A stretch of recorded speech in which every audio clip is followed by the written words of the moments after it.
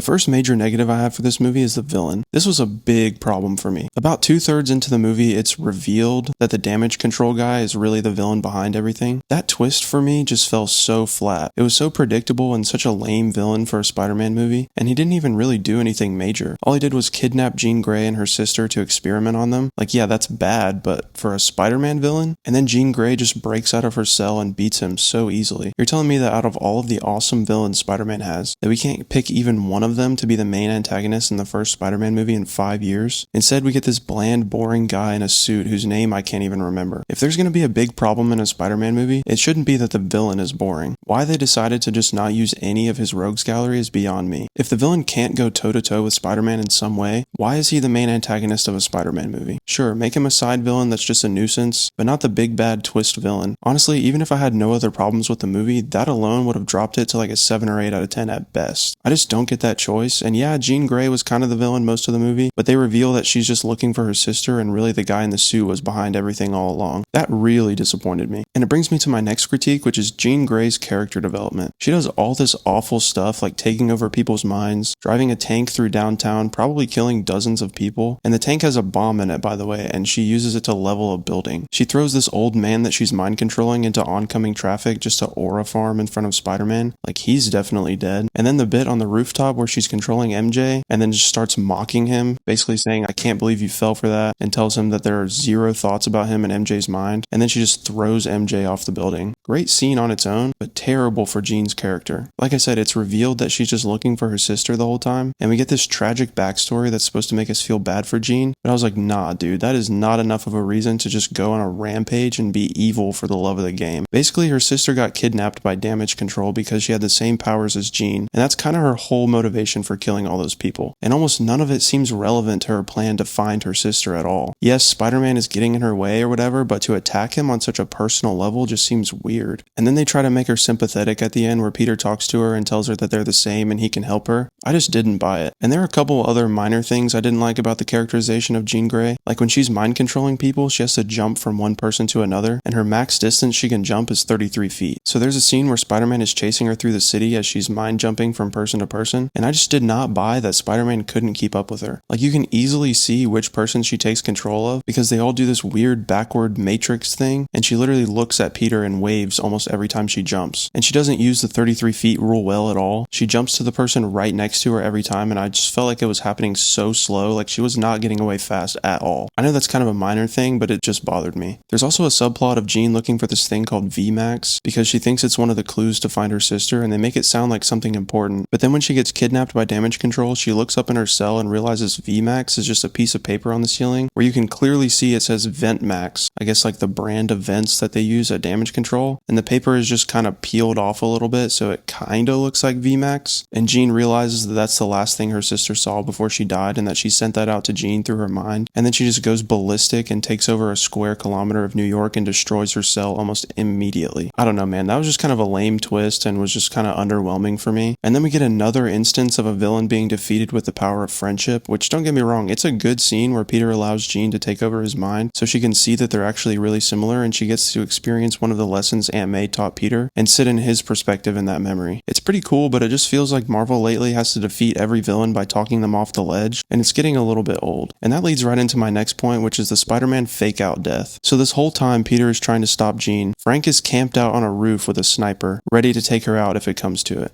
which I think is kind of dumb for Frank to do when Peter is standing right next to her. So when we're inside Peter's mind, we hear a gunshot, and it's a visually cool scene of Peter's spider sense going off, and he looks down this dark hallway and his mind sees the bullet coming, but instead of getting himself and Jean out of the way, he spins in front of her and takes the bullet straight through the back and then collapses, and it really looks like he's gonna die for a second. There's dark blood pooling on the floor underneath him, and he's having trouble talking and breathing. It looks bad, but then Frank takes him to the hospital and turns out he's fine. I have a couple problems with this. First of all, 5 minutes earlier in the movie, we see Peter fighting a bunch of damage control security guards, and he literally spins sideways, kicks off a wall, and spins back the other way to dodge like 7 bullets at once. Great action scene by itself, but then you're telling me he sees a bullet coming from a mile away and he can't just pull Jean out of the way? He has to get in front of it? I don't know, man, I just did not buy that. It felt so cheap and contradictory to what we've seen him do earlier in the movie. And my other issue with it is, if you're gonna do all of that and make a big deal about Peter getting shot and collapsing, then that's where you you should actually kill him off, bring in the symbiote, and revive him that way. It happens in the comics and it would have been way more impactful for the story and for Frank's character than a fake out death. Another problem, Hulk was barely in this movie, and I feel like the marketing was really misleading in that way. Pretty much all of Hulk's screen time was shown in the trailers, and the way Peter beats him makes no sense whatsoever. Hulk is about to crush his head and Peter's like, "Wait, stop, it's me, Peter." And then Hulk is just like, "Oh, my bad," and lets himself fall off the building and turn back into Bruce Banner. How in the world would Hulk know who Peter is? Hulk never met Spider-Man in the MCU. Banner doesn't even know who he is. He meets Peter earlier in the movie, but Peter tells him his name is Ned. And why would that make him change even if he knew Peter? You can't just talk sense into Rage Monster Hulk by being like, "Bro, chill, time out." Speaking of Hulk's screen time all being shown in the trailers, if you've seen the trailers, you've seen like 90% of the action scenes in the movie. I saw so many people saying that this was the best action we've ever gotten in a Spider-Man movie, and I expected way better. There were legit like 1 or 2 shots in each fight that we hadn't already seen. Super disappointing.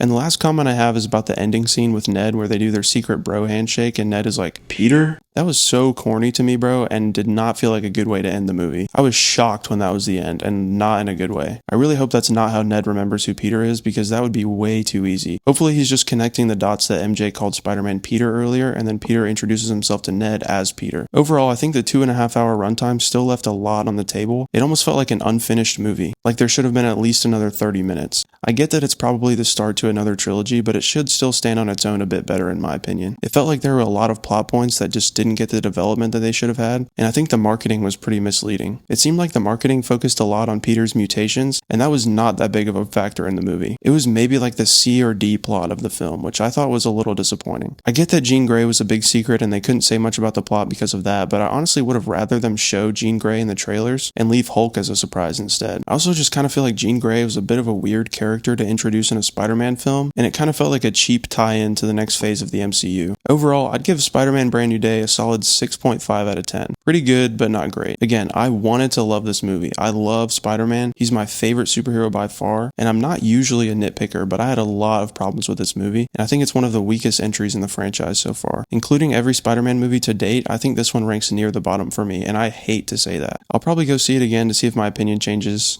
But yeah, those are my thoughts. What do you guys think? What's your score out of 10 for Spider-Man Brand New Day? How would you rank it among the other Spider-Man movies? If you're still watching, thanks so much for staying until the end, and consider leaving a like and subscribing if you enjoy these types of videos. It really helps me out. See you guys in the next one.